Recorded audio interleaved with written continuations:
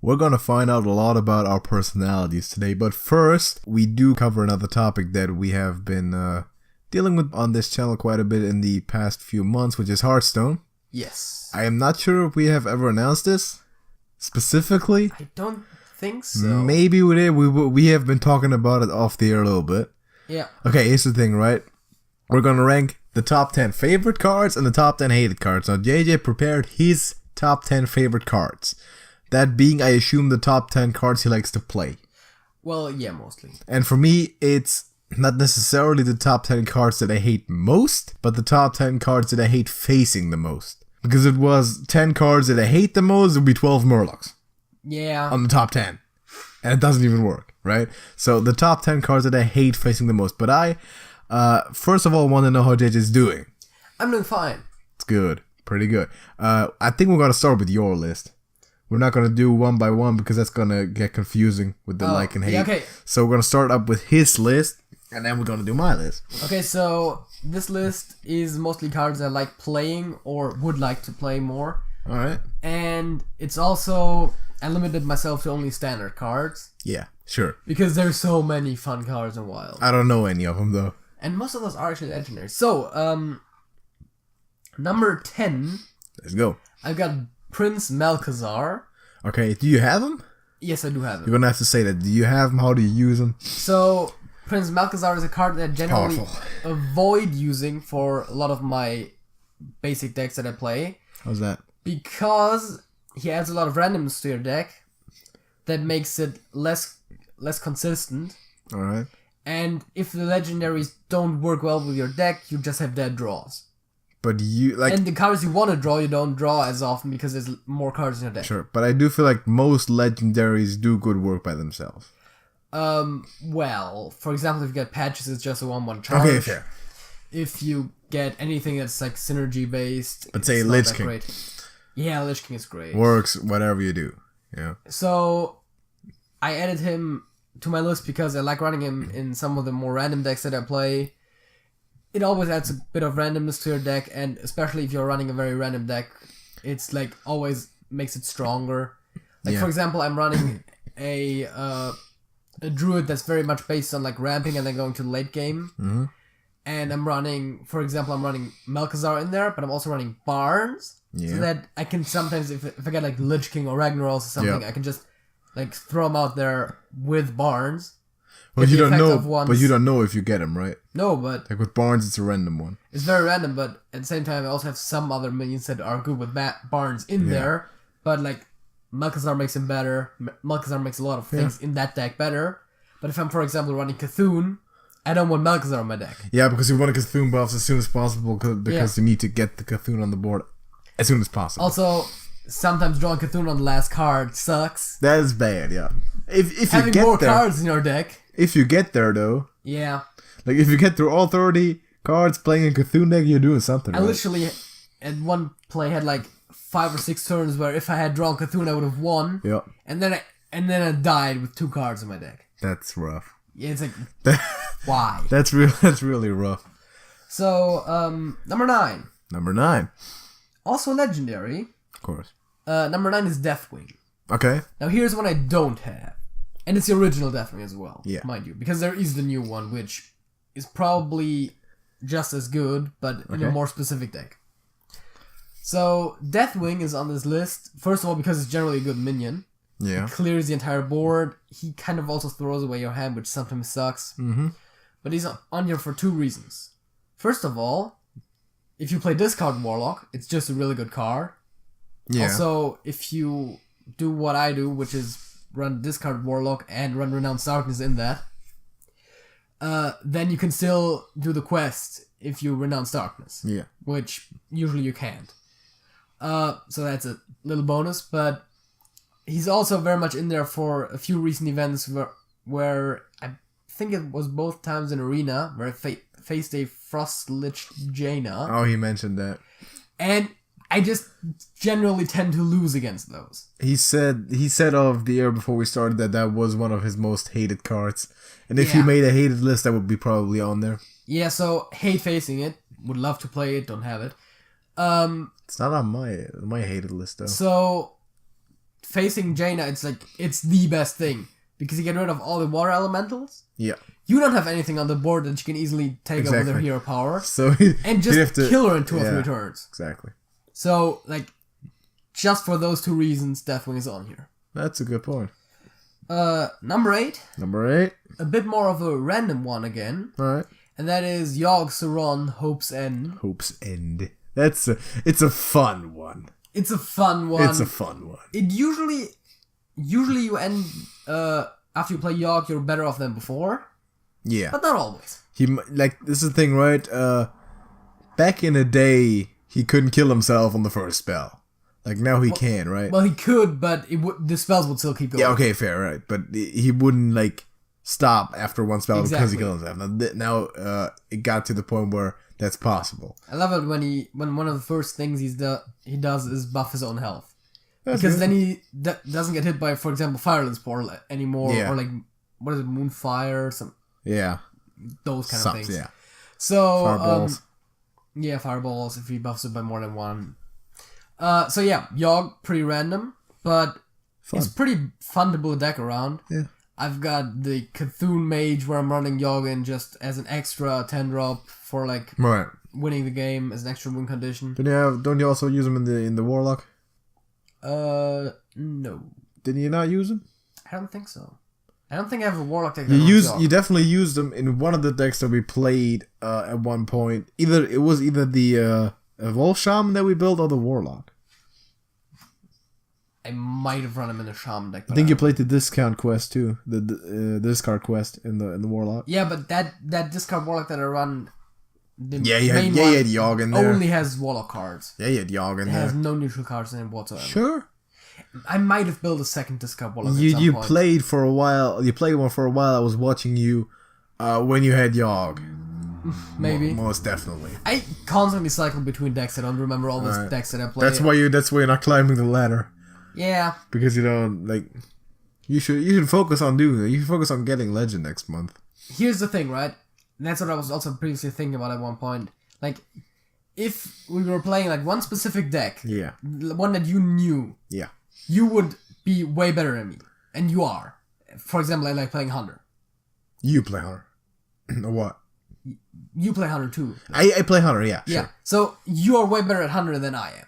I would say. Probably. And like specifically at the type of Hunter deck that you because play. I study that deck like specifically. Well, you do all against it. But if we're playing something that you're not familiar with, or like thrown in a situation with a lot of randomness, sure. I like easily outclass. Of course, because like outside of Hunter and Priest, I don't even have all the basic cards for everything. Yeah, but even if you had the cards, if we started playing if we both started playing discard Warlock, I would probably be way more successful than you. Probably because I don't have the cards useful. Like if we had the card, if we had the same decks, probably still because I take some getting used to it. Yeah, that's what I'm saying. That's the reason why I'm like at rank 9 or 8, like around 8 to 10, and you're still at 17 is not because I'm better, just because I focus on one deck and I focus on getting as high as possible. Yeah, whereas you don't. So then next we have at number 7 we have, and that tells you a lot about what type of matchups I like to play, the Tortolan Trailraiser. Oh, bitch, that's a bad... I hate that.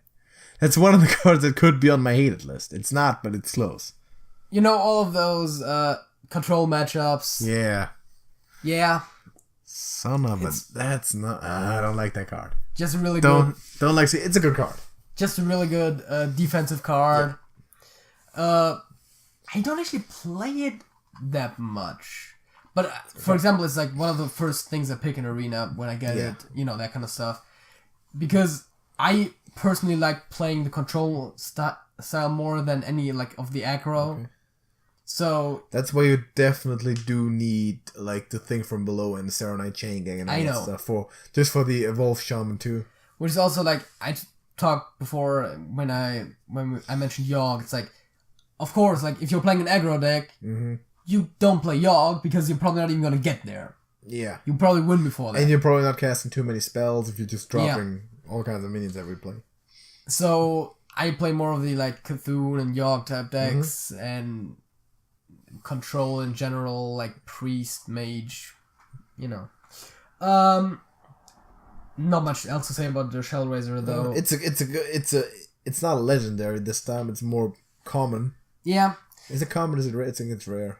Yeah, I think it's rare. Pretty sure it's rare. Yeah, it's a good card. But yeah, also the stuff you can discover is pretty good in part. Yeah, sure. It's a death rattle.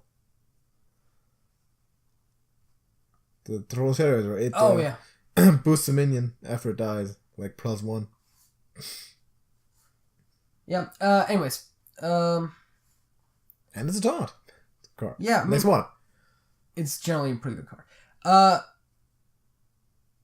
Next card, number 6, is Hallucinate. Hallucinate. That's from what class? Rogue. Okay. 1 mana, discover a card from your opponent's class. Yeah. And that is, again, because I really like some of those randomness effects. Don't like it. And I really like discover effects. Right. Because you can adapt to what you're facing more easily. Exactly.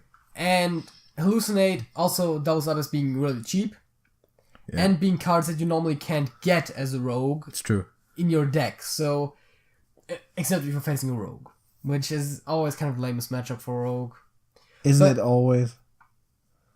I mean, as a rogue, you steal a lot of cards from your opponent anyway, right? So, I guess. You get cards from your opponent's class, so yeah. So, yeah, I mean, Swashbuckler could have been on here for the same reason, but I picked Hallucinate because it has a discover mechanic. Yeah. So, if you're facing a mage and he's starting to overrun you, like, play Hallucinate, get a Frost Nova, get a Blizzard, something like that. Get a Doomsayer. No. It's specifically class cards. Doomsayer. Oh, yeah, Doomsayer is neutral, that's true. I know almost only mages run it, but... Yeah, right? I've seen priests run it. Like, all the people that try to stall run it. Yeah, but it's especially effective with mage because you go Frost Nova, Doomsayer. Yeah. And your opponent presumably can't do anything about it. Yeah.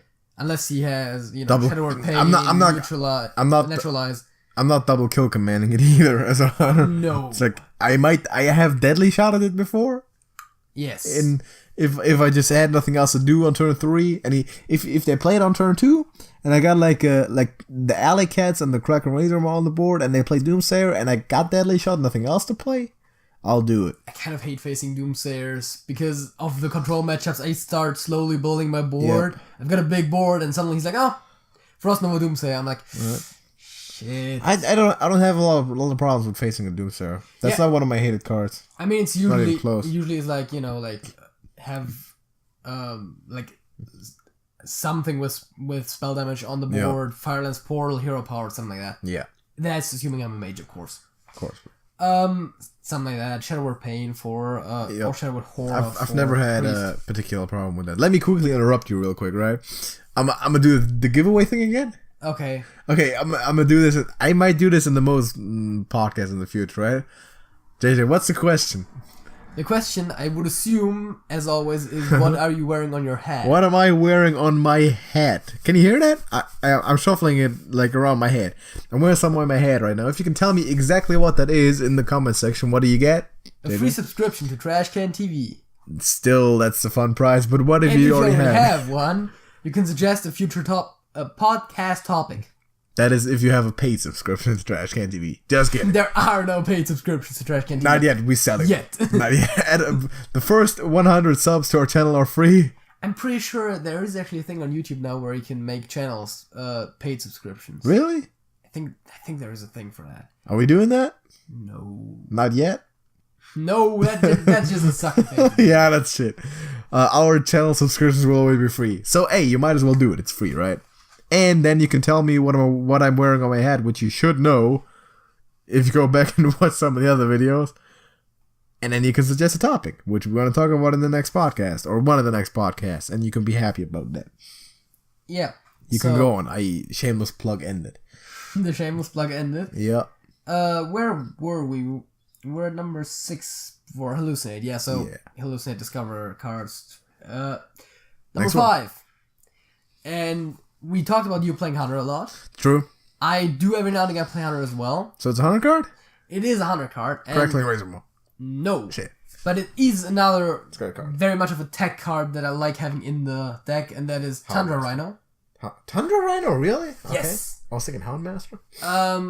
of course, like, the whole deck is usually built around buffing your beasts, and there's a lot of those effects, but Thunder Rhino can be really useful in the later parts of the game, which, of course, if you're playing it very aggressive, you don't want to get there in the first place. But if you get to the late part of the game, you have your Thunder Rhino out, so your opponent builds like a ridiculously big board. Yeah.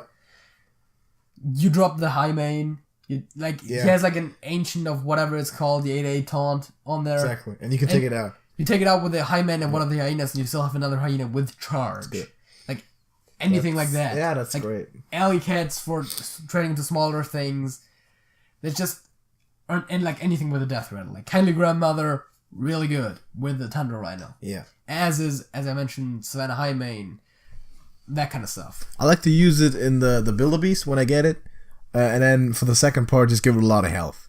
Yeah, that too. So get like that and Carrion Grub. And it's like, it's a 4/10. Yeah. Gives you all your beasts charged for 8 mana, I believe. That's pretty good. Yeah, I think it would be 8 mana. Because Thunder Rhino is 5 and I think the Grub is 3, It's 3, yeah. So, that's just a nice card. Like, if you're in a pickle, that can get you out of there real quick. Pickle puns. Regular Rick! Continue. Number 4. Let's go. And that is kind of a specific card, but also kind of a general one, and that's Cult Sorcerer. Okay. Why is it specific and general? A lot of mages these days like to run it, where they previously ran the Kobold Geomancer, which is a 2 mana 2/2 spell damage +1, and the Cult Sorcerer is a 2 mana 3/2 spell damage +1. Exactly. But it also gives you Cthulhu +1/+1 whenever you cast a spell. Okay. Now, a lot of people run it just as a better Kobold Geomancer. I, of course, run it in my Cthulhu Mage deck, where it's really good, because it also buffs your Cthulhu. Yeah, sure. So there's a lot of fun combos, like, like turn 3, go like, or even better, turn 2, go like, Cult Sorcerer, Coin, Mirror Image. That's 2 spells. That's 2 spells. And you protect them because of the and you protect them, yeah. So it's basically, in that situation, for example, a way better version of Beckoner of Evil. Yeah. And in general, I feel like if you can play it with multiple spells, it usually is worth more than any of the other Cthulhu buffs. And, well, maybe tie up the Hooded Acolyte, but you can't run both of those in the same deck for obvious reasons. And, it's just a good card for the Cthulhu deck, but also in general a good card, so I thought I might as well put it on here. Yeah, sure. It's one of my favorite cards to run in the Cthulhu deck, so, Speaking of Mage, though, I've noticed this is a thing where, like, Jaina is the hero, right? Yes. Does she put pictures of herself on all the cards? Mirror Image specifically is that her? Her. Because it's Arcane Intellect, is that her? I think so. But Mirror Image specifically is because it's, it's supposed to be a mirror image of her. Of course, right. But is she that arrogant? Come on. Like, come yes, on. She is. That actually fits with the character. Come on. What do we got next? Number 3. Yes. Number 3 is the Deathseer Thrall. Really? Yes. Okay. Like the Evolve? Yeah, I like the Evolve Shaman. I'm not as high on it as I used to when I first got him. Yeah. But it's still a fun deck to play, and the Deathseer is really powerful. I think it's at the moment it's still number 2 ranked deck in the hot section of like the meta decks. Okay. So yeah, it's a pretty good deck. But you're missing key parts though. You're missing the thing from below. I know. You're missing J-Claws. I know I'm not running the perfect version of the deck, but I like the card. I like the deck that you usually build around it. Sure. And it is somewhat versatile, because even if you're not running an Evolve deck that's like geared towards evolving, you can still play like any other deck that you would play with Shaman and just throw them in there. Yeah, you could. But assuming that the deck builds a bit of a board at least. Still does something. And then you can always improve your board. It's really great for trading. Yeah. Because of the hero power, you trade into something, then you just use the hero power on it. Evolve it. You bring something down to like 1 health point. Yeah. And then suddenly it's back to full health and is stronger. Exactly. Usually.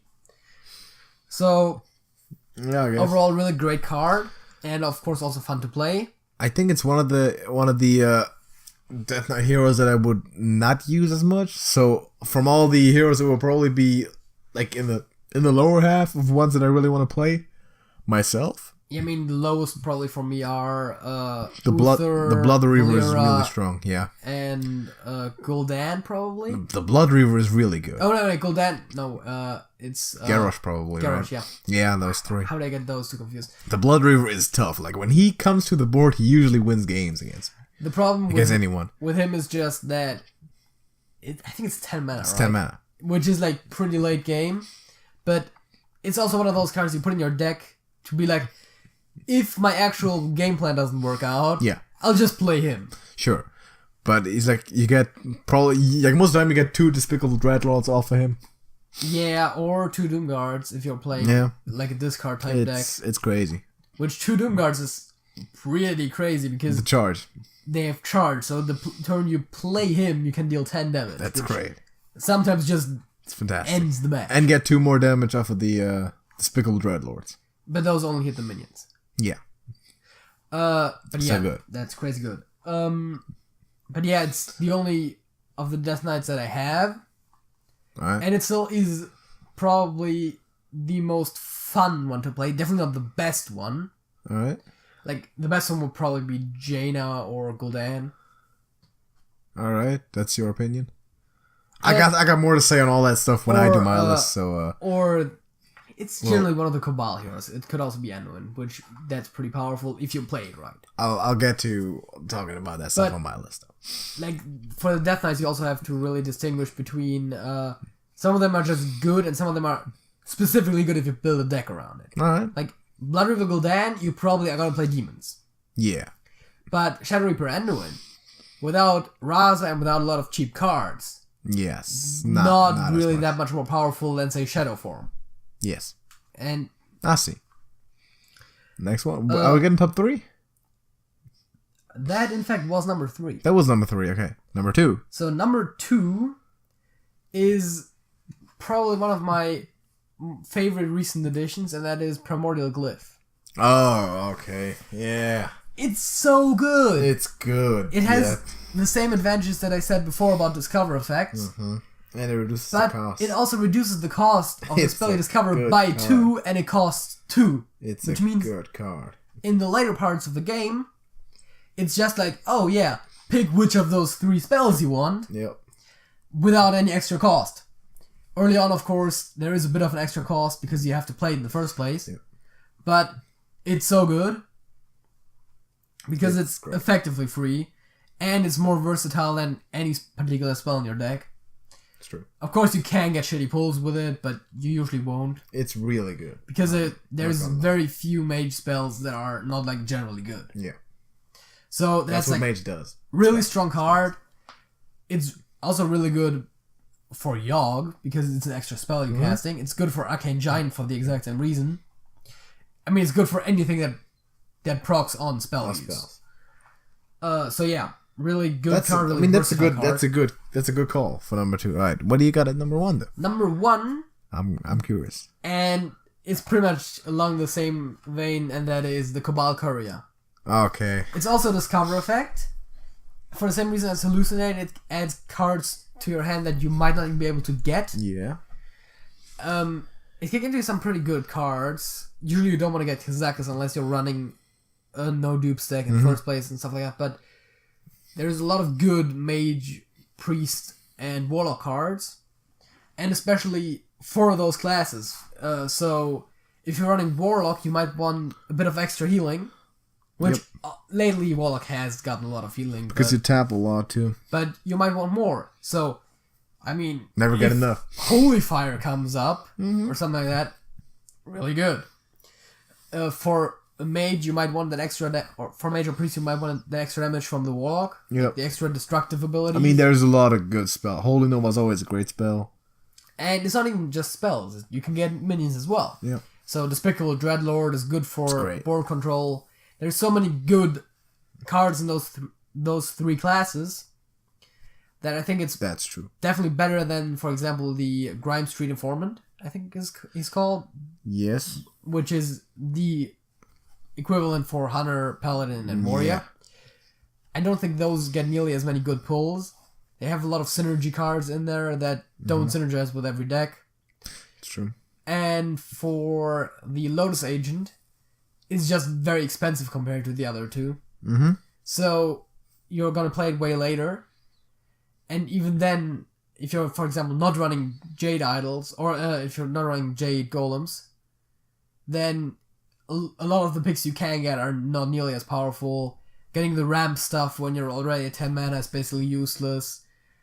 Some of the combo cards might not work as well if you only have expensive cards in Druid, for example. You get a draw card when you're already at 10 mana. For some you do, not for all of them though. Okay. If you, for example, get the Wild Growth, you do. Jade Blossoms, Jade Blossom? you don't. You only get the 1/1, and if you're not running Jade, then that's just, oh hey, there's a 1/1. So, I feel like the Cabal Courier has the best picks out of the three of them. Mm-hmm. I play those classes probably the most. Interesting pick for number 1. And there's just a lot of solid picks. That's an interesting pick for number 1. Alright, I can see that. Okay, let me grab my list real quick. I know. Also, I wouldn't have guessed that. Quick side note. Yeah. The bottom 3 of that list were legendaries, and number 3 won. Yeah. The other ones. The other ones were all like I think there was a lot of rares in there and stuff. But So I have prepared this quite a bit. Okay. I'm a state exactly why I don't like those, like facing those cards. Yeah. Not all. Okay, these 10 cards don't represent the 10 most hated cards. Represent the 10 cards that I think are very powerful, sometimes overpowered, especially when I face them, because usually they also create mismatches against specifically what I face, which is Hunter. Well, what I play, which is Hunter. Yeah. Okay. I mean, mine was also very much based on what I play. Yeah, it was exactly. Like no warrior cards, no paladin, no True. nothing. Fire War X is a great card if you're a warrior. It's fantastic. Well, they did nerf it. It's true. I mean, technically, if you look at stats, Eaglehorn Bow is a better card. Every 3-cost weapon is a better card. That's the problem. Yeah. Like, I think there is a rogue one that makes you immune on the first turn. I think it's also 3 mana 3/2. Possible. And like every other 3 mana 3/2 has a special effect. So Fiery War Axe was 2 mana, but now it's 3. It's true. So technically it's one of the worst weapons, but you still want to run it because you don't have any better alternatives for Warrior. Arcanite Reaper is a good one. It's more but it's more expensive. Okay, let's get into it, right? Number 10. I hate to have to do this because I do not dislike this card, but I dislike facing it a lot, and I think it makes the game, specifically the way it's used, way too overpowered. Shadow Reaper Anduin. Okay. Again, you have to build the entire deck around that. Exactly. And that's my problem with this, right? Shadow Reaper Anduin is essentially capitalism in video game form.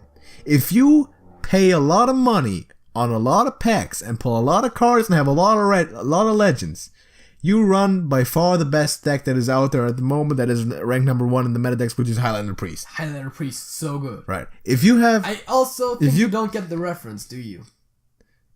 What reference? Highlander. What's the reference? So Highlander is a TV show, and it's about immortals that fight each other, and their tagline always is, there can only be one. Okay. And the deck does not run any dupes. Yeah. Oh, okay, that's a reference? Didn't know. Yes. I don't know TV shows. Here's the thing, right? If you all got all that money, you get Velen, you get Lyra, you get Raza, you drop all them legends in there. And usually Kazakus. Kazakus, yeah, okay, but that doesn't affect Anduin directly. Anduin is, in that deck, I believe, too powerful to play other decks. Because that is, if you build that deck together, it's the best deck, but it's also the most expensive one, right? So that's why I say that card is capitalism in the Hearthstone version, because that card personifies paying to win. Yes. I feel like it's so good. It's great. I want to run it, but it's great. Here's the thing, right? I have taken count. Okay, if I face Priest, one of two things happens. Okay, either I blow him out, got him, like kill him dead in like on turn 5 or 6, or the thing happens, right? He's got the great deck. Now here's how I spot this, right? If the Blood Mage Stallness is dropped on like turn 2 or 3, I'm done, because I know if that's in there, all kinds of other legends are going to be in there.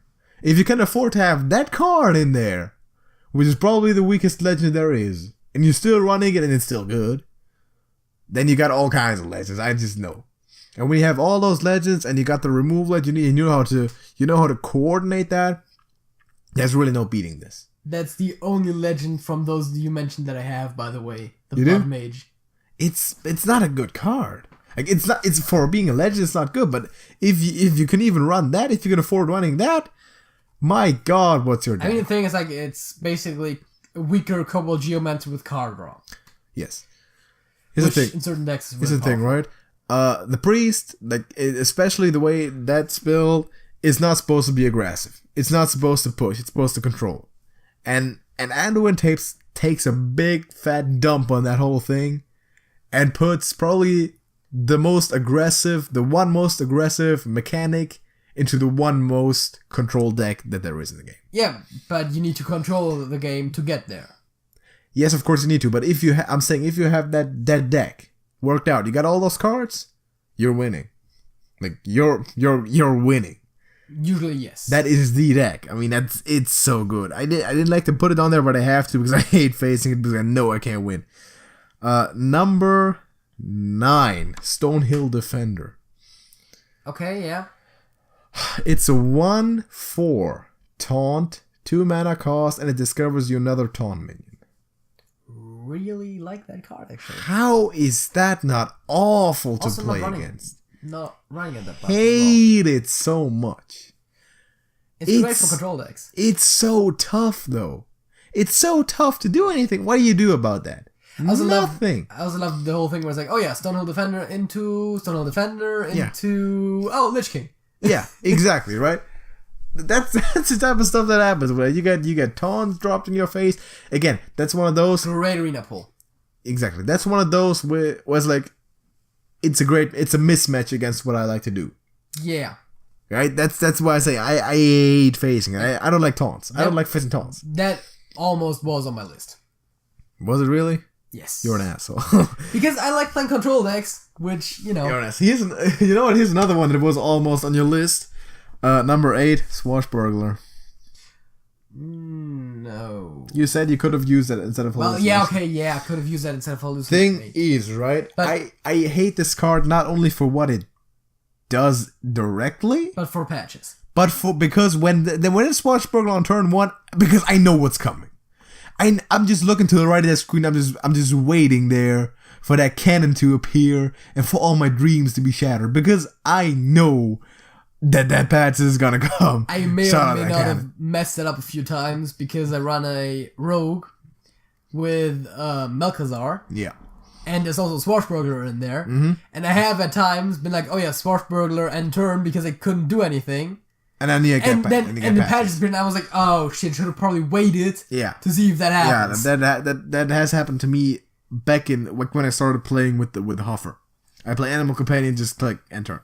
Well, Animal Companion is a 1 in 3 chance, though. Of course, like, right. But I didn't think for about patches, it's like, oh yeah, like patches in my deck like maybe 10% of the time. That's why you need to think of that. The problem is, it was yellow either way because I still had a coin on my hand. I know exactly what's happening because if you play Swashbuckler, then you're also coining, and then you're also playing either Zod's First Mate or you're playing the South Sea Deckhand. Wait, you can't play Nazos First Mate after Swashbuckler. Is it 2 mana? No, Nazos First Mate is Warrior and Swashbuckler is Rogue. Okay, fair. I didn't. Is Swashbuckler a class card? Okay, fair enough. It's South Sea Deckhand. That's usually what they're running. And next turn is going to be a weapon, right? South Sea Deckhand is neutral. South Sea Deckhand with either one of those two, but not those two together. Okay, then it's weapon. Like your rogue does have the 1/1 weapon thing, right? The dagger.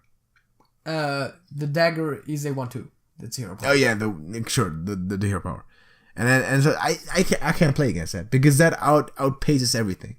That's the quickest. That's the fastest you can do. Like the big 1-drop pirates are Swashbuckler, South Sea Deckhand, and what is he called? Small Time Buccaneer or something? Small Time Buccaneer also don't like. Also a card that I hate facing, but I don't play it that much. Swashbuckler, every other game I'm playing him. And every other game patches.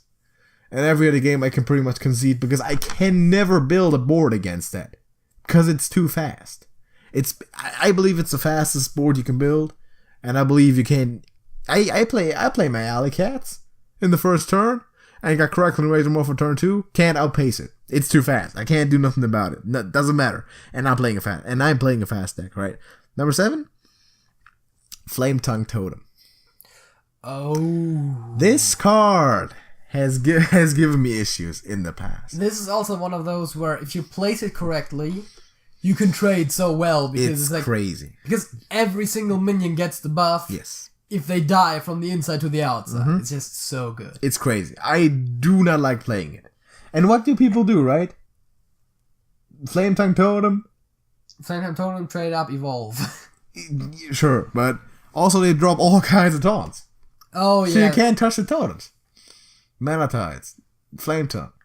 Yeah, I mean, it usually dies relatively fast to, like, spell-based classes. But Hunter, Warrior to a degree, that's tougher. Exactly. Usually I need to waste a kill command on it, which I don't like doing. Because it doesn't have any offense. I could just run a minion into it. Don't even take damage. But they place all kind of taunts around it. With added attack.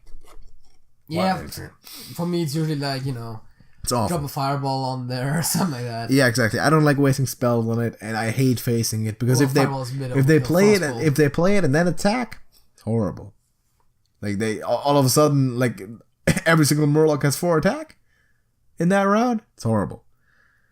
So that was number 7. Ooh, love me some Murlocs. Oh! I'll get to the Murlocs. All right. Number 6, Bone Mare. Yeah, that's. Listen. I have told you that I'm experimenting with my Hunter deck a little bit. Yes. I have put 2 Bone Mares in that deck. 2. That's a bit much. Is that much? Yeah, because you're running a more or less relatively early game. Yeah. But here's what happened to me, and here's why I've been losing games, right? Because the deck is too bottom heavy, alright? I'll be set there like around round 15, like in between rounds 10 to 15 to 20. And I'll just be drawing Alley Cats, Jeweled Macaws, Raptor Hatchlings, Fireflies. Same thing you don't want to happen to be like first turns you're drawing like Savannah Highmane, Bone Mare, Deathstalker. But I'd rather just take the risk of once or twice in 10 games not having a 1-drop than Savannah Highmane being the highest card in my deck. Yes. I used to run 1 Rhino, 2 Highmanes, and a Deathstalker. And everything else below that would be 4 mana or less. Yeah. That's not enough. That just didn't work. And I did feel like the way I put it up now is better, even though I'm still experimenting with it because there's still cards missing. Bone Mare, however, I hate phasing it because have you ever played a game of Hearthstone where someone did not play a Bone Mare on turn 7? Probably not.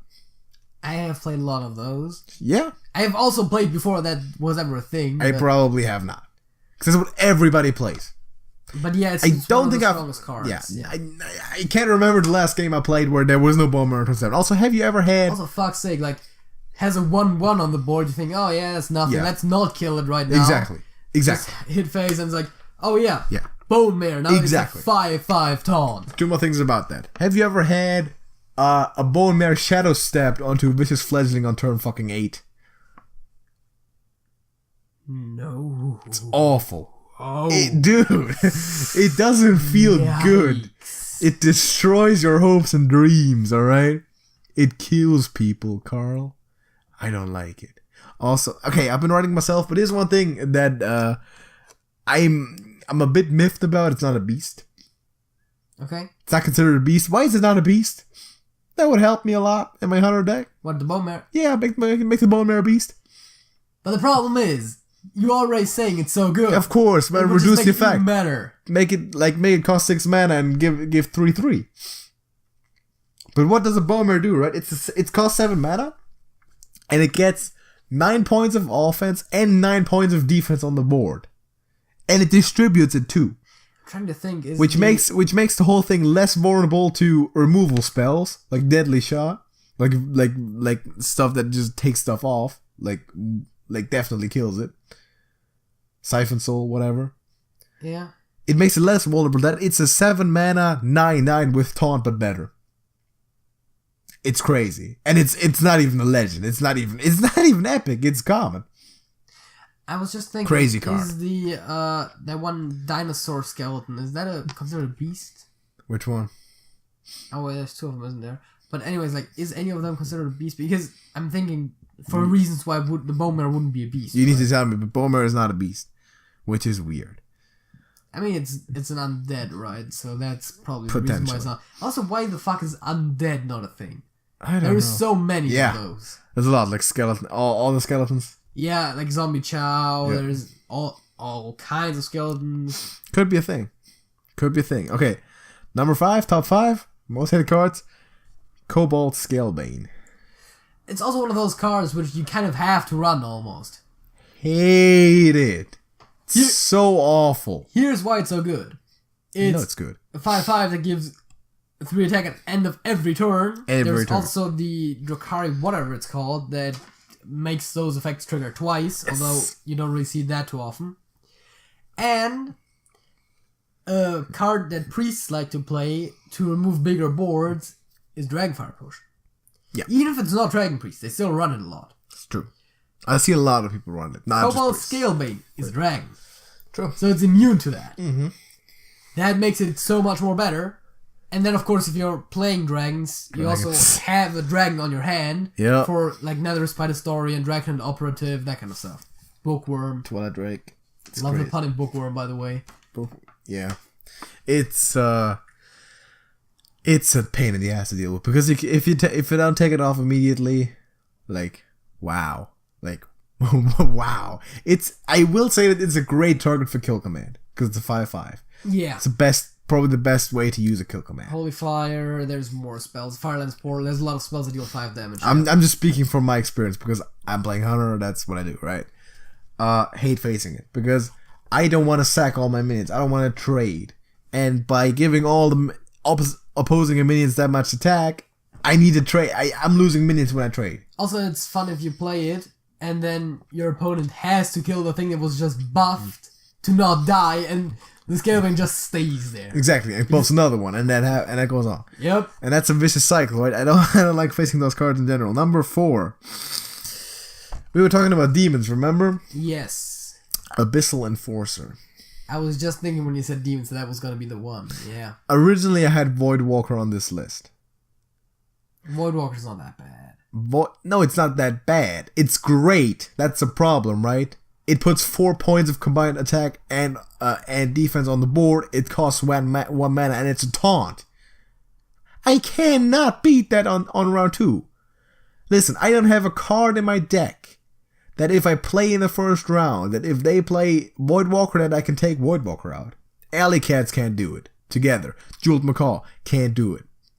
And the only way to do it is by playing Timberwolf on turn 2, or adapting someone, get lucky with the Crackling Razor Maw, right? Yeah. But that happens less than it actually does happen. So that, like, Voidwalker gives me problems. But that's not the card that's on there, because the demon that I picked is Abyssal Enforcer. Kills your boards. Kills everything. It's so tough. And then how do you... Because I can't kill command it no more because I have a beast on the board. Yeah, right? And it's 6 health anyways. Isn't it a 6/5? Is it 6/5? Pretty sure it's a 6/6. Maybe. Doesn't matter. Okay, that makes it even worse, right? And then... But you could have also put Hellfire on there for the same reason. Because it's literally the same as a spell. But it also drops a minion. Yeah, of course. Which is the problem, right? Because, like, how many times have I lost to demons, to Demon Warlock on exactly that turn? Exactly turn 6. Yeah. Because of that. You know, that's when I start building my stuff. I got Leok. I got some bear sharks out there with 3 health. Yeah. You know, still got an alley cat, some type of Crackling Razor or whatever. It just gets destroyed. Yeah. This card is way too good to be played all kinds of ways anyway. That was number 4, was it? I think so. Okay, top 3. We're getting into the absolute hall of shame right now. Number 3, Sorcerer's Apprentice. Uh-huh. So we've gotten there, huh? It's not that bad of a card, as in, like, it's not that annoying unless you play that one deck with Sorcerer's Apprentice, Antonidas, and Time Warp. Listen, because that sucks. Sorcerer's Apprentice is the second most annoying card in the game, and I'll get to the most annoying card because it's also the number 1 card on this list. Yes. But that's a whole nother beast. Like the number 1 card is complete. Is a whole nother beast compared to all 9 of those. I'll get. Hello. Huh? Hello, No. I know. I'll say it's I'll not say that more annoying. when we get there. Sorcerer's Apprentice. Okay, it's the thing, right? I told you how I'm very successful against Quest Mage. Yes. Still hate playing against it. Probably the most success against all those like kind of meta decks that I'm facing. Like the really good type of decks. Yes. Probably the most success I have is against Quest Mage because my deck is just that quick. Right? I usually can get it. But they usually also freeze a lot. You freeze a lot. I usually can get it. More often than not, I can get it. If I was playing nothing but Quest Mages all the time, I'd probably get to a higher rank pretty quickly. Because my win rate is over 50% against it. Probably also piss them off with certain things like, what is it called? Death Grip, the card that the Lich King gives you where you pull a minion out of their deck. Yeah. And like Gnome Ferradu, where you just kill the top card of the deck, that kind of stuff. And it's just Antonidas or Sorcerer's Apprentice, yeah. Take out one card that they need, and they're done for. Exactly. But you know what? I'll get to that exact discussion later. Sorcerer's Apprentice, I hate it. I hate facing it. I hate seeing it. Because I know exactly that when that Sorcerer's Apprentice drops to the board, I'm losing. In theory, the Radiant Elemental is worse, though. Because it's an elemental, it's a 2/3 as opposed to a 3/2. This thing, right? What it does to you, Radiant Elemental, let's play it on turn 1. And I'll kill it on turn 2. No worries. Never had a problem with it. As soon as a Sorcerer's Apprentice is on the board, I concede. Because I know exactly what's happening. Because I've seen it way too much. I know exactly what's happening. I know the exact cards. I know there's another one. I know there's 2 Molten Reflex. I know there's a Time Warp. I know there's an Antonidas. I know there's Fireballs. That's always what happens. No one else plays the Sorcerer's Apprentice. That's the problem, right? No one. People. I think pretty much every mage plays it. Have never seen it aside from that. And that's why I don't like it. Mycothun mage. Fair. That's why, but you're not running meta that much. No, I don't. But that's why that's a problem, right? It's like Swashbuckler, but even worse. It indicates my demise, and I'm sitting there, got about 50 damage on the board, got my Death Stalker, got 35 health, including armor. Yes. And all of a sudden I lose, which cannot be right. But on my number 1 pick, I'll get into that even more. Number 2 first? Yes. Because I had to. Murloc War Leader. Listen, this card has been haunting my dreams. They nerfed it so bad, though. Exactly. And ever since I did that, I haven't seen it that much, and I'm thankful for it. And it probably would have made number 1 if it still was that. No, it wouldn't. No, it would not. Because number 1 it's a different category. Because, Murlocs become unstoppable when they have a significant amount of health, because no AoE helps. Which is why also the, I don't know what it's called, but the one that gives everyone 2 health, every Murloc. I'm not sure. It's like a Murloc. It's I think it's 3/4 Battle Dragon Volume Murlocs plus 2 health. Really I was considering other Murlocs for this list. I was considering Bluegill Warrior, stuff like the Flying Ninja Bastard. Yeah, Finya. But that's a legend. It doesn't happen that much. Murloc War Leader is the thing, right? Whenever that card's played, I'm usually done. And it's a 3 mana 3/3. Buffs all your Murlocs. Plus 2 attack. That's really good. Yes, and it used to also buff health. Yes, used to also give plus 1 to health. Which is significant enough because that limits your Arcane Explosions and all of your 2 mana AoEs for certain Murlocs. And if say you have 5 Murlocs on the board, that plus 2 plus 1, that's like getting your Scavenging Ahina leveled up 5 times. Yeah. It's crazy. It's nuts. And all of a sudden, those little... what are they? Are they amphibians, reptilians? What are they? I'm pretty sure they're amphibian. Little bastard water creatures. All of a sudden, they do 20 damage on 1 turn. It's nuts. It's insane. Hate the card. Haunts my nightmares. I'm glad it got nerfed. Hopefully they'll nerf it even more. Hopefully they'll make it cost 10 man. I hate it. Don't want to see it ever again in my life. Number 1. JJ. This card, okay? Is it another part of the Quest Mage deck? Oh, it is. This card. Is it Antonidas? No. This card, JJ.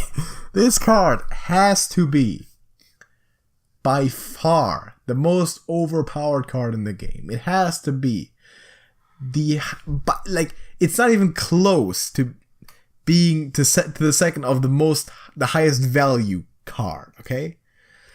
JJ, Ice Block. Oh. Ice Block is the stuff of horror stories. This card should not exist the way it does. Ice Block is Kuhn the Forgotten King on steroids. It's crazy. The one win condition of that quest mage is to have the Ice Block, because that's the card that you need to stall out that turn. Okay, you know what Kuhn does? It restores to 10 mana. It restores to 10 mana or gives you 10 or gives you 10 armor, which is insanely OP if you have Fenrir on the board, because then he does both. Yes. Ice Block buys you another turn. And here's the thing, and here's why it's even better than Kuhn, right? Because it's, first of all, less expensive, and second of all, you can run 2 of them. And potentially more if you discover them. Primordial Glyph. Yes. Because the quest mages, they run Primordial Glyph, they run Babbling Book, they run the Kabbalist's Tome. Yes. Like 2 of each. Here's the thing, right? Imagine you were running your priest deck, the one that we used to in the 2-hour marathon. Imagine you had a 3 mana spell that says, draw your Cthulhu now. Oh, and also play it on the board now. That's what Ice Block is. It's the win condition of the deck. That card wins you the game for 3 mana, and there's nothing you can do about it. How many cards is there in the entire game that remove secrets? Like destroy secrets? 1 or 2? There is Secret Eater and there's Flare, I believe. Fair. Which Flare is a hunter card. And Yes. Secret Eater is a new card. I don't have it. Okay? And I'm not running that card for when I face quest matches. Flare is a 2 mana spell that removes all your opponent's secrets, removes stealth from all enemy minions, and lets you draw a card. So It's actually not that bad. It's not that bad. I don't have the card. Secret Eater, I believe, is a 3 mana 2/4 that destroys all enemy secrets and gets +2. Another thing, right? Why I hate Ice Block so much? Because I don't think this card can be saved. There is no way to nerf this card to justify its existence, right? If you make it cost 10 mana, it's still too good, in my opinion. This card needs to die, okay? Ice Barrier is what's supposed to be there, okay? There's Ice Barrier. Nothing wrong with Ice Barrier. But Ice Block? The problem with the Ice Barrier is that you can avoid it by just hitting him with not minions. Like spells and hero powers. Yeah, but that's cool. That's balanced. It protects against... If I got 30 damage on the board in minions, Ice Barrier doesn't hold... Like a 3 mana spell isn't supposed to defend against all of that. And be the one win condition for your deck. That's what Ice Block is. That's what Ice Block is not supposed to be.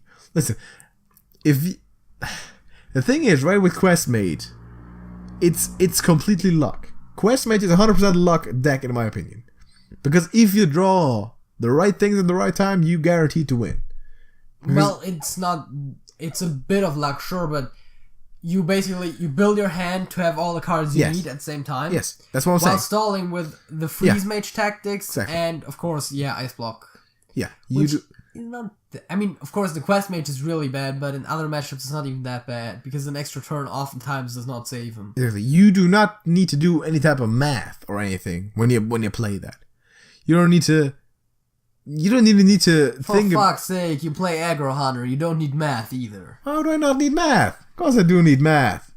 I mean, to see if you have lethal, sure, but besides that, there's not a lot of strategy going on in your decks.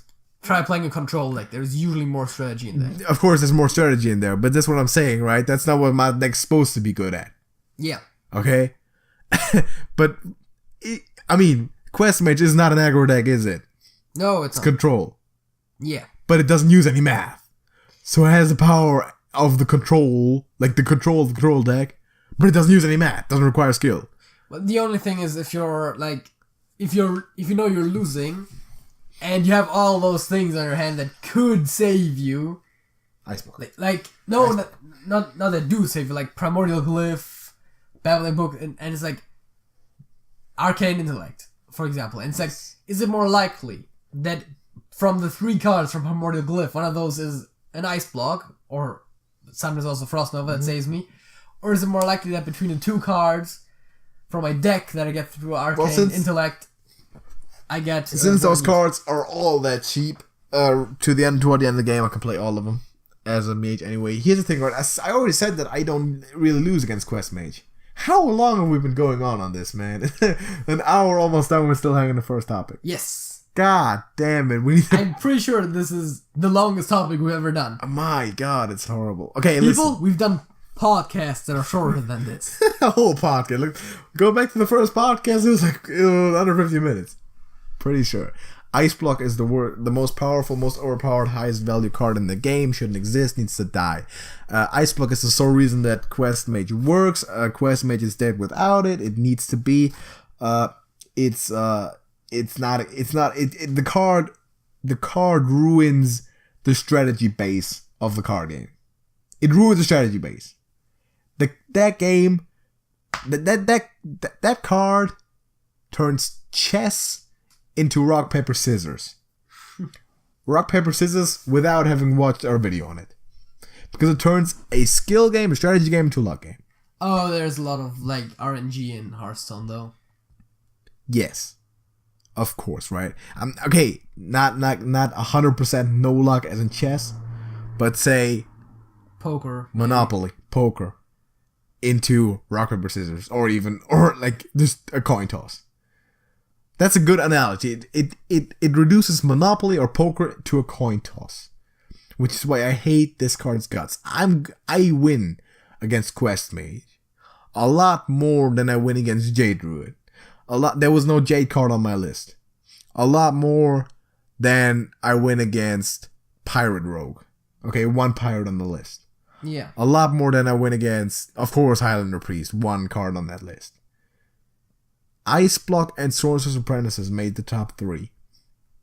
Those cards should... Okay, Sorcerer's Apprentice, cool. Ice Block should not be in the game. Ice Bear is cool. Sorcerer's Apprentice should not... Ice Block, should not be in the game. Needs to be removed. I hate the fact that it's there.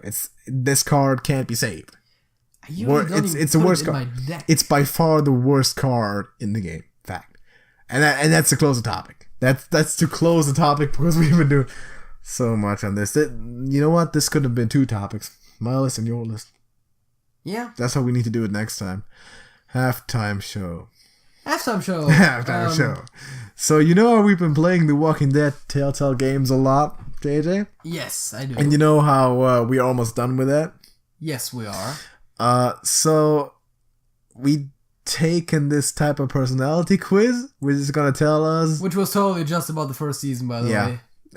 What character we are. So this is totally not accurate, by the way. The quiz was total bullshit. Yeah, but it's the best one we could find, which the best one we could find within 5 minutes. It was 12 questions. 10, 2 of them were complete meta. Just to do the quiz, how you feeling, stuff like that. And the first 2 were gender and age. So, which, by the way, we both got female characters as number 1. It's true. And we both answered honestly, so we both put male. Are we just gonna talk about the top 3 or 4 or 5 characters that we are? Sure.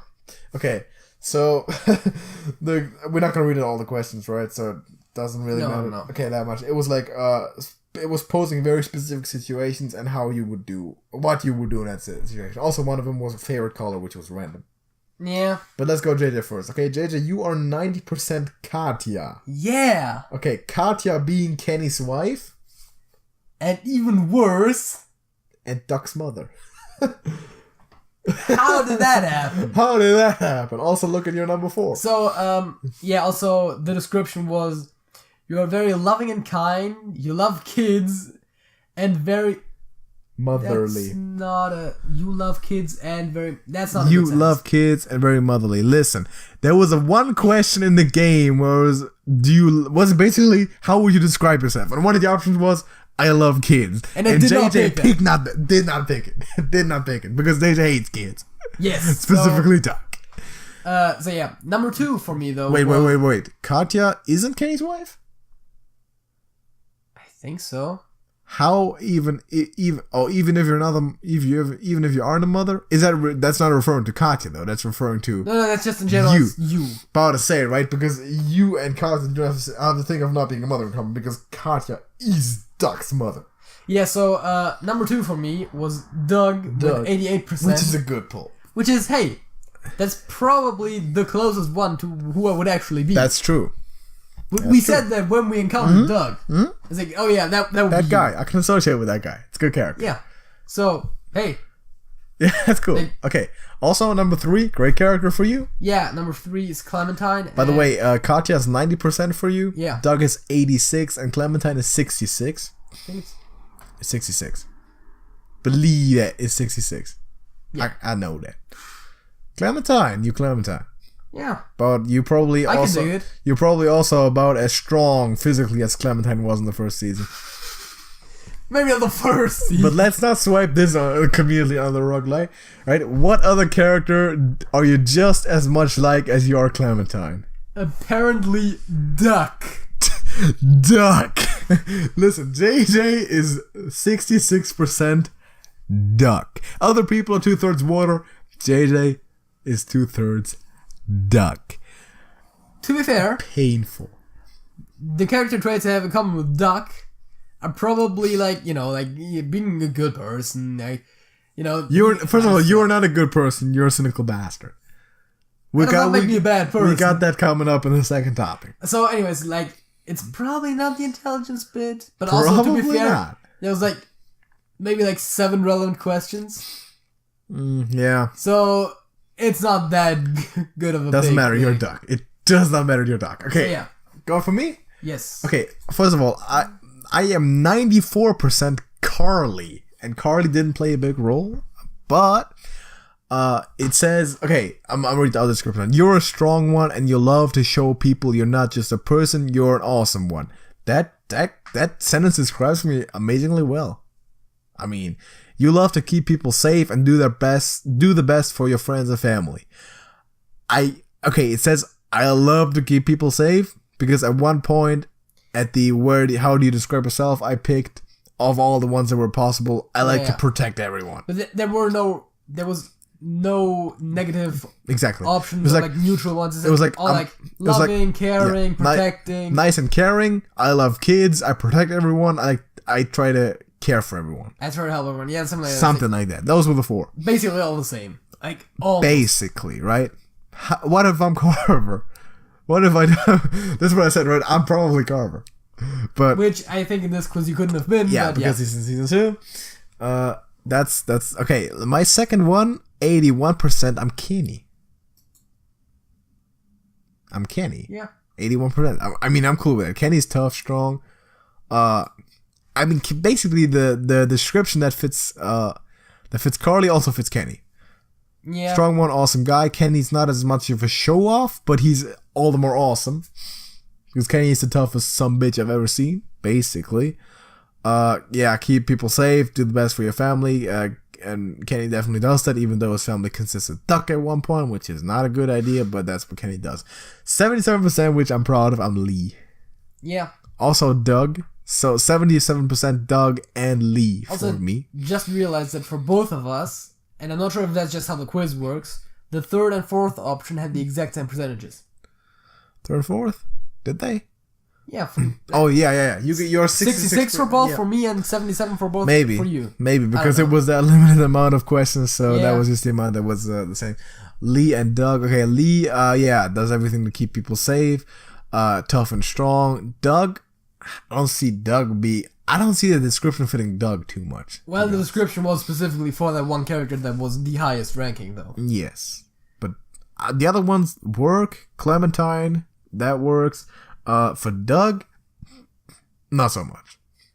So yeah, but Doug is a cool character. Let's just quickly run down through the ones we haven't mentioned. I think there's all the characters in order. JJ, in order. What are you? So it was Katya, Doug, Clementine, Duck, which we've already mentioned. Duck, he's Duck. And then it's your top 3, which is Carly, Kenny, Lee. Exactly. Okay, and so for me, it's Carly first. Kenny, Lee, Doug, Clementine, Katya. That's it. No one else. Absolutely no one else. There's Duck and last. No, it isn't. But I think that's just because they put all the characters you could have gotten in there. I don't have Duck on me. I do not know. I refuse. Also, that's almost 50%.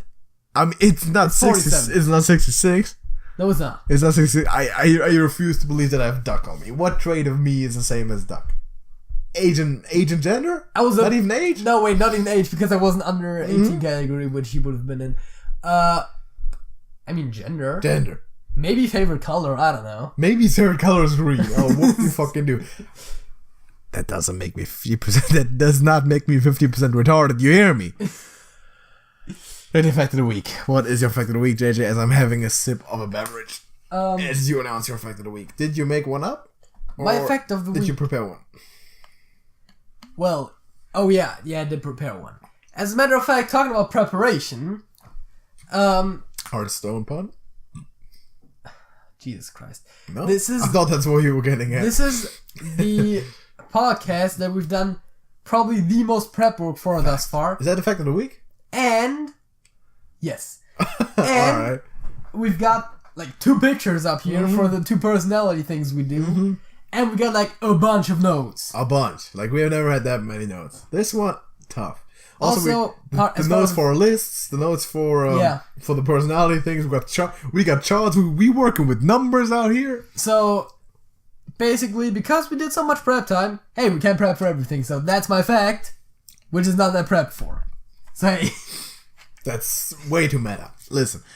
Also, maybe all the notes and facts and all the numbers that we're working at is the reason that this podcast is going on for so long. My fact of the week, not actually, because we also made lists and numbers and prep for the Hearthstone. We made lists, but like most of the discussion came after. Includes with numbers. Anyway, my fact of the week, I like to formulate those as questions. I will do that again. Okay. What animals do you think have a longer lifespan, dogs or cats? I would think dogs. Why?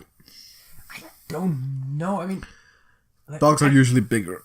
Don't they both go into the 10s usually? Okay, it's the thing, right? At most to the 10s. This is the thing, right? The average life expectancy for a dog, house dog, is 12 years. Okay, yeah. The average life expectancy for a house cat, 11 months. 11 months. Here's why. Because a lot of them die young or like just after birth. Because all kinds of cats get run over. Yeah. Cats who get run over in the first few months of their life pull that statistic down like crazy. That fact has been told to me in the real lives by a former geography teacher of mine. Okay. You know who I'm talking about? Yes, I know. The guy who doesn't hear very well. Who's a great dude. He told me that, and I looked it up, and it's true. If a cat survives its first encounter with a motorized vehicle, more likely than not lives into its 20s. Okay. So cats at their best get older than dogs do. Okay, yeah, but on average they don't. But on average, like about a year, because all kinds of cats get run over. So I would assume like that's interesting. 19th century and before, that would have been way different. Yeah, if you see someone who has a cat, that cat's usually getting pretty old. Statistics still says a year, because they all get run over. It's crazy, right? Okay, second topic. More personality stuff? Yeah, more personality stuff. And this time a bit more professional. Also not related to the Walking Dead franchise. So we both took a Big 5 personality test, which supposedly is the most accurate personality test there is. Tell them how it works. We both, however, did take it on the internet. So probably not the best version of that test. So we went to the internet to like literally like one of the first... Cannot quite afford to go out to downtown LA take those tests in real life yet, but we will at one point once we got a little bit more money off. So we went to a website. It's called openpsychometrics.org. Not a sponsor. No, I'm just mentioning it for reference. They have like 20 questions that you need to answer, and then based on that, they try to generate your personality. Which are we gonna explain the 5 types first? Yeah, I was thinking. Or the 5 categories. So yeah, let's explain it and then go to the score. Yeah, let's do that. And also quickly, how the score is determined. There is a bar that's basically like how far out of what you could have gotten you are, and then there is that's a raw score. And there is a percentile, which is the top percentile that you're in. Yeah, so it's like how many percent of people scored worse than you did. Yeah. So example, if it says score percentile 70, that means you're in the top 30%. Yeah, and I would like to mention that I took that test a bit ago, and Alex took it just now. Just before we did it. When did you take it? Like a few weeks ago. It's not like hugely far back. That doesn't make any difference, though. I mean, you didn't change your character since then. No, I'm just saying if a lot of people took the test in between, then the percentiles might be a bit off. But that's just even more average. Yeah, I'm just saying it might be a bit off. But it's probably not going to be that like big a deal. I was just saying it for full disclosure. Of course. Let's get into the So thing. the first thing is called extroversion, right? Yeah, guess whose worst character that was. Do you want to explain to us what that is, JJ? Yeah, so it says on the side extroversion is individuals who score high on this factor are outgoing and social. Mm-hmm. Individuals who score low tend to be shut-in. Okay. And of course, I scored low. So your raw score. Surprise. So your raw score is about the best way you could put it is a quarter of the bar. Yeah. Mine is a half of the bar. Yeah. No, the percentiles might be more interesting in that. You are in the bottom 16%. Yes, I am. That means that 84% of people are more extroverted than you. Which I was not really surprised by. However, I'm a bit surprised by my result. Because I'm exactly in the middle. Half a bar, 50. Yeah. I will not, for the life of me, I won't buy that 50% of people are more introverted than I am. I don't believe that at all. Okay, here's the thing, right? I do like public speaking. I do like addressing a lot of people. I do like being in command and all that stuff. Alright? But I wouldn't say 50%. I don't know, but I think also the most interesting thing is if you have something to compare to, so in this case, compared to each other. Because that's interesting with our what type of characters that we are. Next one. You being more extroverted than me is, of course, like... Little bit, but really not that much, I wouldn't say. It's surprisingly close, I would say. It's not close. It's surprisingly far apart. I would have if you score 16, I would have expected me to be 25. Not 50. I always think you're a pretty extroverted person. I'm not. Extrovert person means you talk to a lot of people. You're outgoing. You communicate. But you're way more of a social person than I am. I'm not a social. Hell no. No, JJ, no. If I could play football by myself without a team, I'd do it. But usually during the day, I talk to about 2 people or like 3. Like that's it. Not the end of the video. So, anyways, next factor. It surprises me. Next factor is emotional stability. And it is the opposite of neuroticism or negative emotionality. It's basically how stable your level of emotions are. The more your emotion breaks and shifts all kinds of ways, the lower that score will be. Yes. And we both estimate ourselves to be pretty high on that. Yeah. And we both are.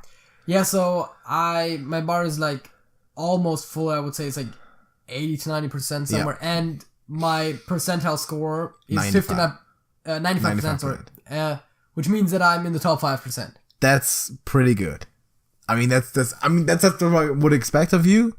For me, it is 84, which is also still pretty high, also pretty close to you, and the bar is a little bit lower. It's also like 3/4, 5/7 of the way there. Expected. That's about how we would have rated ourselves, I would assume.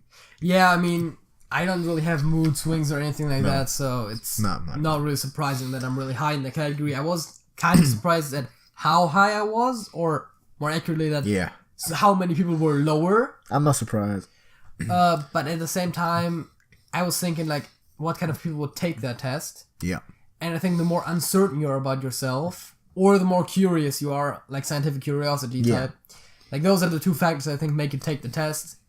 So all the people who are uncertain of themselves are also probably less emotionally stable. That's true. So that might pull that down a little bit. There's also I'm sorry. What I'm thinking, like probably a lot of introverts taking the test. Mm-hmm. You know, that kind of stuff. So of course, right. The test, inherently the percentiles are skewed by the type of people that would take the test. Yeah. I can see that. Even though if they also do that test in real life and then compare those results. I don't know where the statistics are coming from. I would assume they just average the probably just the online website. ones. So I would assume, 84. I'm totally cool with it. It tells me I'm a balanced out person. 95 feels like full on autism to me. I'm glad I'm not on that. Here comes a big one. Agreeableness. I do not agree with the results on that, JJ. So what do you got for... Okay, first of all, what does it mean? A person high in agreeableness is friendly and optimistic. Low scores are critical and aggressive. So it's basically, are you confrontational or are you into compromises? So I knew that I wasn't going to score hugely high or low on that one. And because you're a rebel. Yeah, I'm not necessarily the most friendly person all the time. No. But I'm also generally open to compromises and stuff like that. So I did end up scoring... The bar's almost half The bar is almost half full, but apparently I'm in the bottom 7%. That also means that, the most people are very, very agreeable. Apparently so. Which makes me feel even worse about my result. Which makes me also think that we should play more card games with random people. Yeah, definitely. Definitely. Because we can be ruthless on them. Okay, listen, my bar barely exists.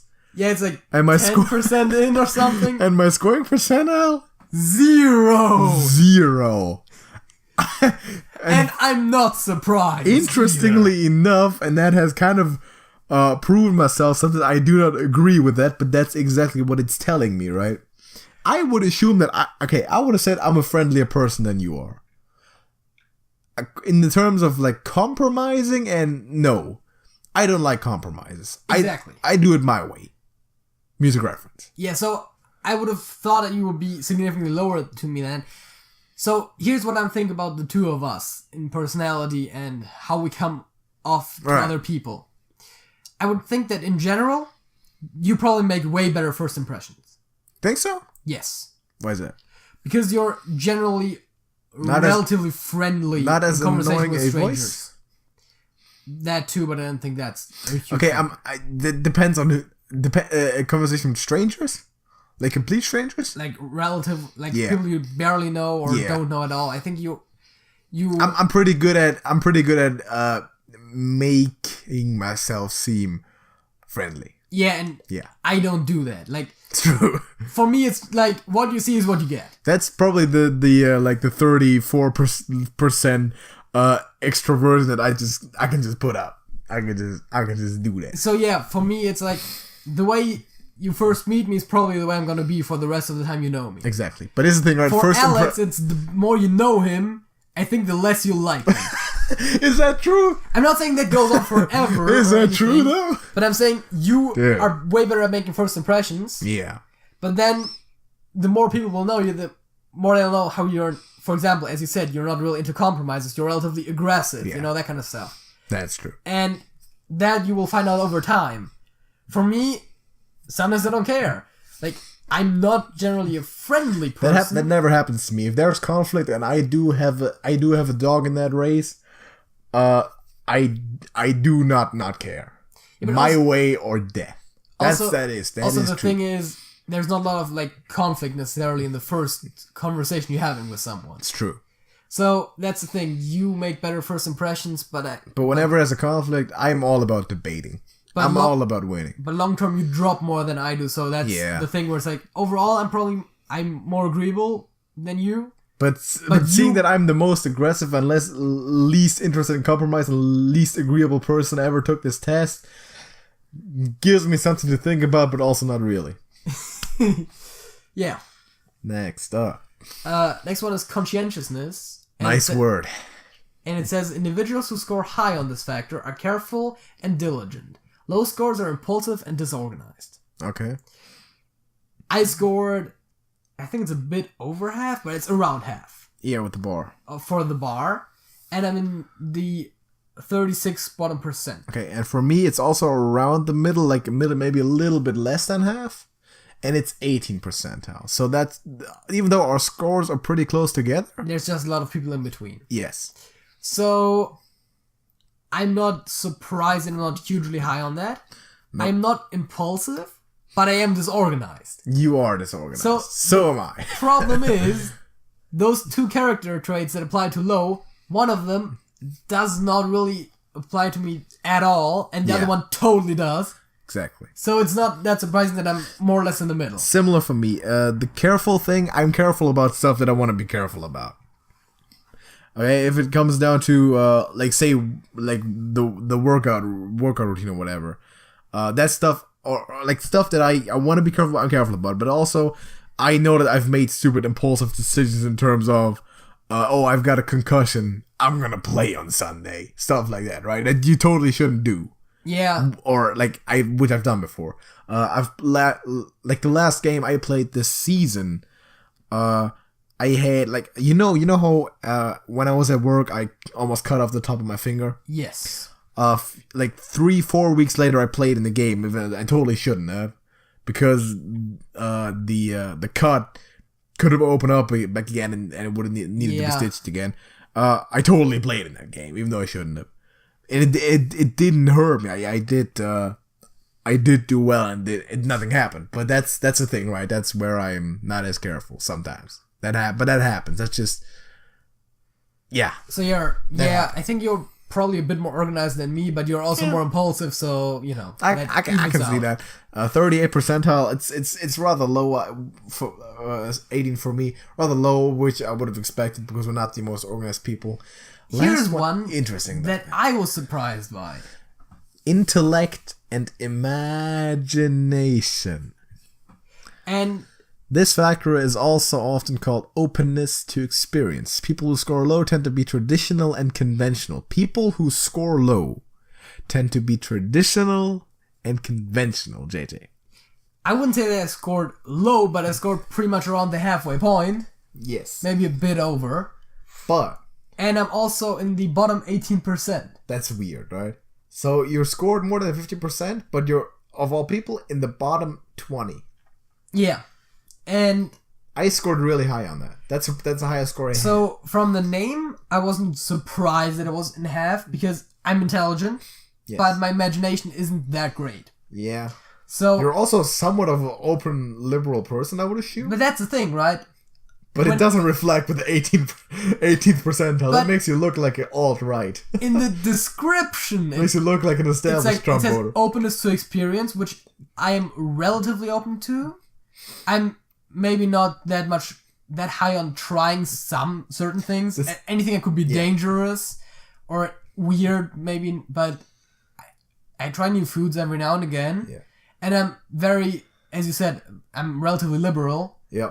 So people who score low tend to be traditional and conventional. That sounds like a conservative Christian to me. Yeah, exactly. Right. Maybe I guess it's because you use Windows. I believe that's why. Okay, fair. I believe that's why. But like still using the Stone Age OS. I'm an atheist. I'm for equal rights. Like obviously. I mean, it sounds crazy. You may have to say that I'm for equal rights. Sure, right? There are people who are. Exactly. Yeah, you still need to say that these days. That's absolutely true. That kind of stuff. So I don't know. I'm pretty much don't care what other people do as long as they don't hurt anyone. That kind of stuff. So and that's exactly why I'm so surprised with me ranking this high. Because I would describe myself as the same, right? Open, liberal, whatever, all that stuff, right? But openness to experience, arguably less than you. Because there's a lot of things that I know I'm not doing that.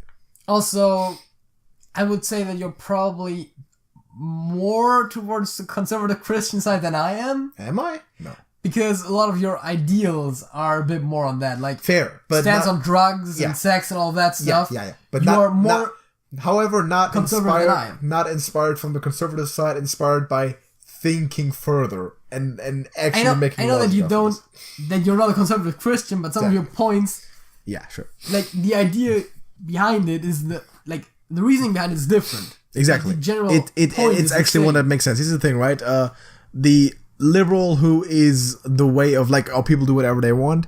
It's like, okay, the conservative Christian side says. Drugs and alcohol are bad. Sex before marriage is bad because God said so. And people think, okay, God's bullshit. I will disagree with what they say.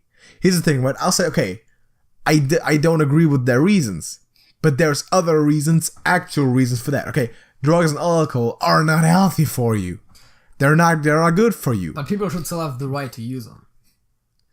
Okay, that's another debate, right? Yeah. But the logic of is it good or bad to do that? Okay, if I'm saying, hey, marijuana is not good for someone to use, alcohol, no, it's not healthy to drink. That's why not because it's evil, not because it's against God that I don't drink, right? Okay, stuff like that. Families are proven to be healthier, wealthier, and in a better dynamic if the parents are loyal to each other, are still married, and are each other's close to first partner. Fact. That's a fact. Those facts, all right? It's scientific stuff, but that stuff contributes to society, right? Yeah. And I'm not arguing for a point like, oh, this and this is bad, drugs is bad, alcohol is bad, whatever is bad, because my Bible says. But because it actually makes sense. If more people were not drinking, were not doing drugs, were focusing more on their personal health, all that type of stuff, society would be a better place. Now, to be fair, the quiz did not ask us any political questions. True. Which is what the whole traditional and conventional, that's the first thing I think of. That's how we interpreted that, yeah. But it might be a completely different way. It might be imagination in terms of like, okay, I will find a different way to solve this problem than the way that was taught to me in school. Yeah, so, and that's the thing, right? If it was political, I pretty much would probably not agree with that. Mm-hmm. But for exactly that, like imagination, creative problem solving, I'm not horrible at it, but I'm also not great. So yeah. I could see that. I'm not bad at problem solving in general. I'm good at it, creative, also not fantastic. It's not the strength of my mind. Yeah, exactly. It's the creative part where I'm like, okay, sure, imagination. Okay, because I see why I'm losing points. The here. strengths of both of our minds are, I would assume, somewhat similar in the analytic, mathematical, logical, exactly mathematical, part. yeah.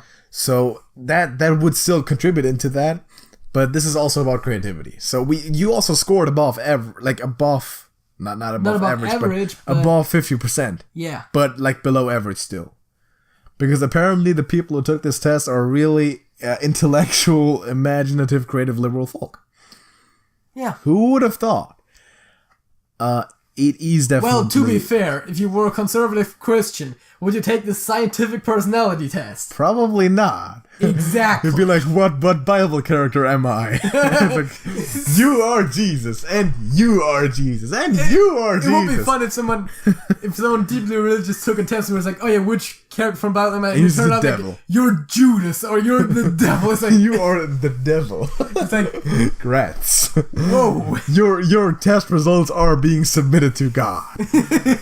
Like you are going to hell. We are sending this shit to Jesus right now. What if you could pick one Bible character, which would you be? Pick one character from the Bible, who would you like to be? Okay, I'm not that knowledgeable about the Bible, but I mean, I could see myself be Satan, to be fair. Satan? But who would you want to be, though? Satan's pretty cool. Is he cool? Yeah.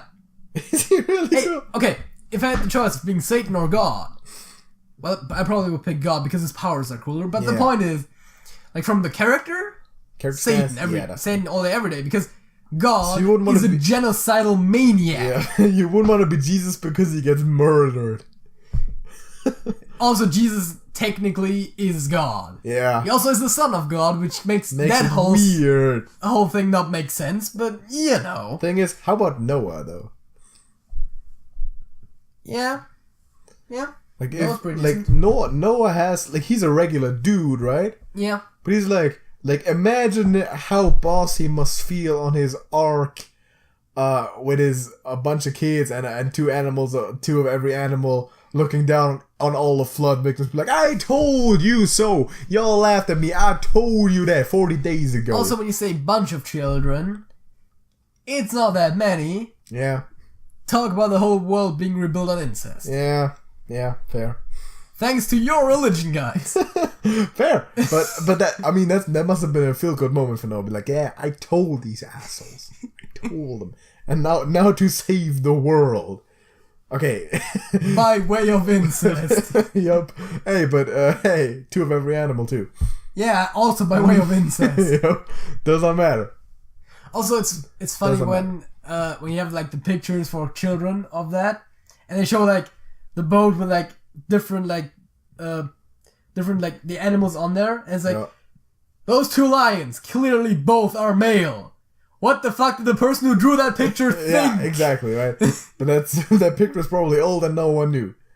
No, but I mean like for children's books. Yeah, like for children, of course. Religious book, like sure. Those pictures aren't necessarily in that case old. If that's the message you want to try to really get over, like that's for real, and then at least make it believable. But because they're like, oh, it's a kid's book, we don't pay too much attention to details. Like at least 2 male lions, 2 female cows. Like the fuck you doing? At least make it believable. Because that's what a lion looks like, right? Yeah. It's a big ass mane. Yeah, but except that the females don't. Yeah. Also, male cows don't have udders.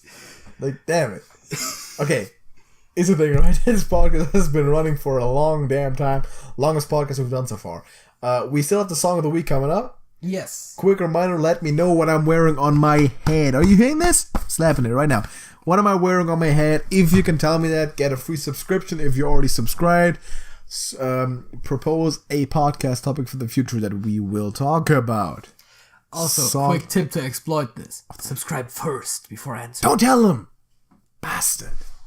I don't want to give away podcast topics. I just want to give away subscriptions because they're free anyway. So, here's the thing. God damn it. If the people are willing to listen through like 1.5 hours of podcast, they're probably they might as well get that tip. Might as well. Okay, you know what? Okay, cool. If you listen to this point, then now you know. But if you did not, and we're not saying that at the beginning, okay? Exactly. Because I don't want people to just give us the topics for free. We're not doing that. We're giving away subscriptions only for beginners. What is your song of the week, JJ? It's Cult of Personality by Living Color because the topic is all about the podcast is all about personality. Okay, you know what my song of the week is? What is it? What could also be the topic of the title of the video? Who Are You by The Who? Nice. That's the one I made up when I came in here and I knew we had 2 topics about personality. Alex said to me, he was like, "Oh, I know what the song of the week I got a thematic song of the week," and he's I was like, "Is it Cult of Personality?" He's like, "No." I was like, "I'm picking it." I'm looking up who made that song. It's like it's by Living Colors. Yes, by Living Color. Also, the old CM Punk theme. Great. Not that there is a new CM Punk theme because CM Punk is not. Yeah, technically anymore. It is the newest CM Punk theme. Yeah, from WWE at least. It was the second of 2. Nice. So, who are you? I think we found out who we are. You're Duck, definitely. And I'm not agreeable. Also, totally introvert, emotionally stable Duck. Intellect and imagination, not agreeable at all.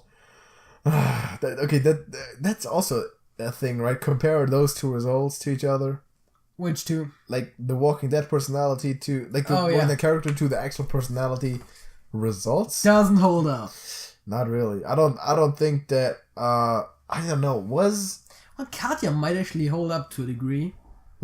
She's pretty intelligent, emotionally stable. I would think though that she's way more extroverted, but I don't know. She did mostly keep to herself. Not sure about the emotional stability though. Yeah, but definitely not as much as you. But that's because she's a parent and all that. Yeah. So and a doctor. With the number 1 picks, that kind of works. And I mean, Doug is very much like me, so Doug is cool. That's but he's also way more agreeable. He's a nice, clever guy. Yeah. We are not. Are we getting out? That's it. That's it.